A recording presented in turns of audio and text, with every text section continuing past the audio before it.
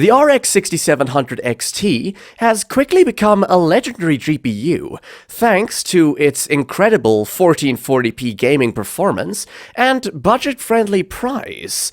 The XFX Speedster SWFT309 Radeon RX 6700 XT is perfect for those who need something powerful without breaking the bank. Starting with the design of the card, it has a very simple dual-slot design with 3 fans.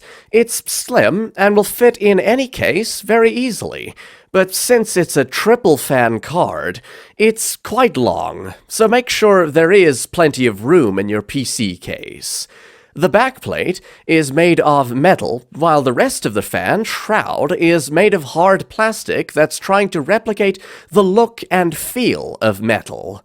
I don't think the build quality is particularly that impressive, but cooling performance is excellent. The fans barely spin, so they don't make a lot of noise, and even then, they easily keep the GPU temperature at around 72 degrees Celsius during gaming. In terms of performance, the 6700 XT can easily run demanding AAA games like Red Dead Redemption 2, Spider-Man Remastered, and Hogwarts Legacy at 1440p ultra settings at 60 FPS. Only the most demanding games, like Alan Wake 2 and Cyberpunk 2077, will run at 1440p ultra settings at around 40 FPS, so you'll need FSR to increase the frame rate to 60 FPS. Any esports title will have no issue running at 200 plus FPS at medium or high settings in games like Counter-Strike 2, Dota 2, League of Legends, Valorant, and Rainbow Six Siege.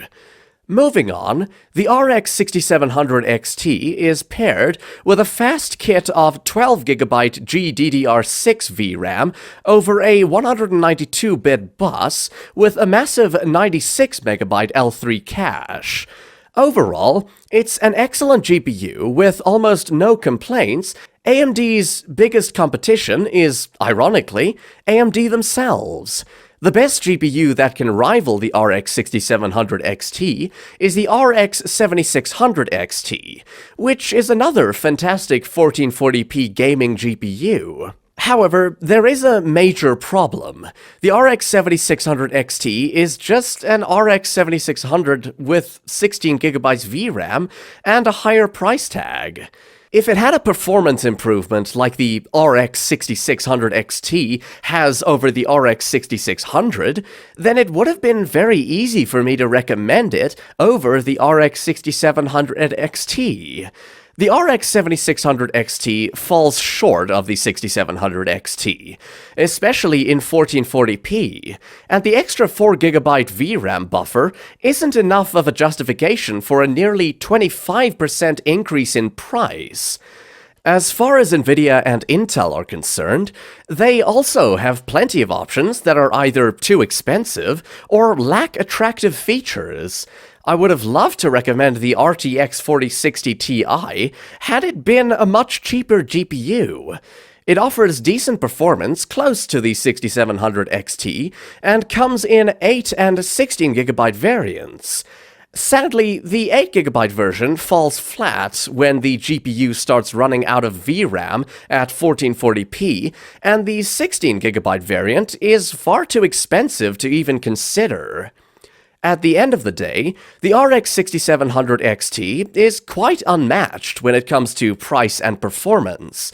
At just under $300, it's the most enticing option for anyone looking to play games at 1440p on a tight budget.